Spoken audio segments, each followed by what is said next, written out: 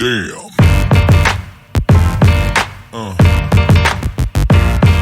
Yeah. નમસ્કાર, જય શ્રી કૃષ્ણ. સ્વાગત છે તમારું અમારી ચેનલ લાઈફ કેપ્ચર્ડ વિથ ફેમિલીમાં. આજે પાર્ટ 4માં અમે આપને તમે બતાવીશું કે અમે આશ્રમમાં ઉઠીને બીજા દિવસે શું કર્યું. રાત તો અમારી બહુ સરસ રહી. સવારમાં ઉઠીને અમારી સાથે જે બધા હતા એ બધા નજીકમાં એક મંદિર હતું ખોડિયાલમાંનું, એ બધા ત્યાં જવા નીકળ્યા હતા, પણ હું ત્યાં નહોતી ગઈ. એ લોકો જ્યારે રિટર્ન આવ્યા ત્યાં સુધીમાં મેં એ લોકો માટે ભેળ બનાવીને રાખી હતી અને આવીને બધાએ મસ્ત ભેળ ખાધી હતી. અને ભેળ ખાવા માટે તો આમ તો અમે બધા છોકરાઓ હતા અને સાથે અમારા મોક્ષાબેન હતા. તીખા મમરા હતા, એમાં સેવ નાખી હતી અને સાથે પીતા હતા છાશ.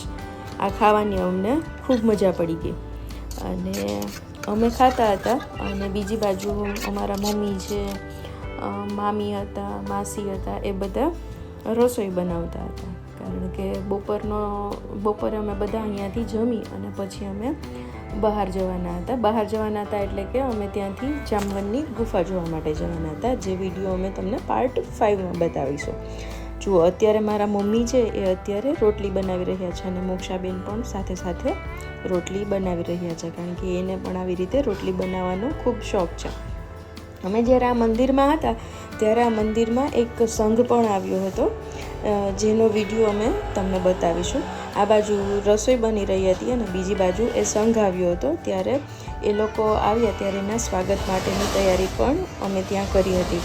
એ લોકો જ્યારે આવ્યા ત્યારે અમે તેના માટે શરબત બનાવીને રાખ્યું હતું, જેથી એ લોકો આવે ત્યારે એ લોકો શરબત પી શકે. તો આપણે આ સંઘમાં અમે કેવી રીતે એન્જોય કર્યું હતું તે અમે આપને જણાવ્યા, કારણ કે આ સંઘ દ્વારા ખૂબ જ સરસ ભજનો ગાવામાં આવી રહ્યા હતા.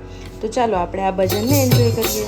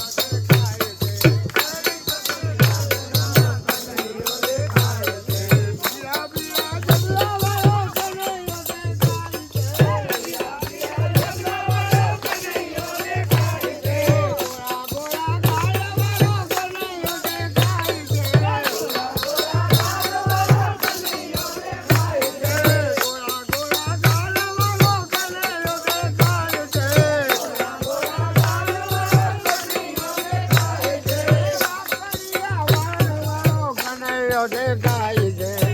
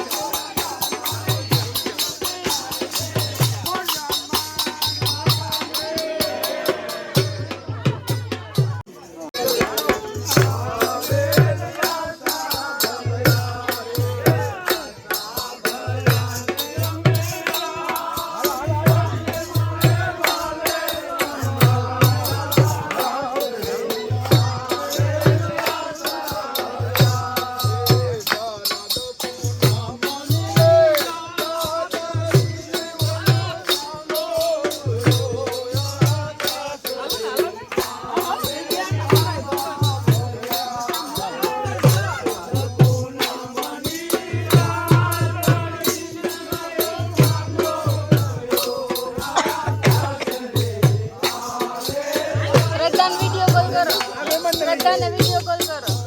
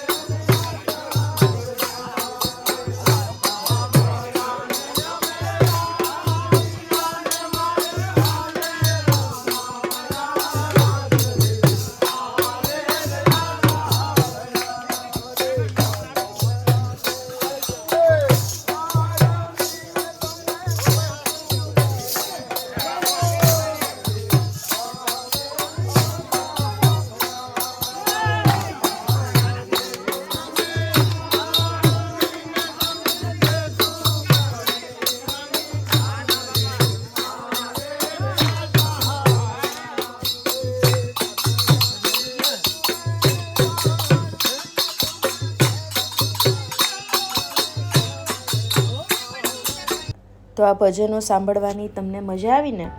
અમે બપોરે અહીંયાથી જમીને પછી નીકળી ગયા હતા અને અમે અહીંયાથી જઈ રહ્યા હતા જામવનની ગુફા, જે અમે તમને પાર્ટ 5માં બતાવીશું.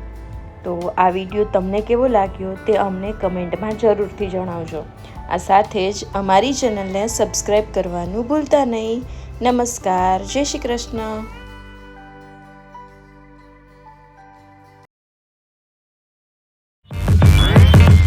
Damn.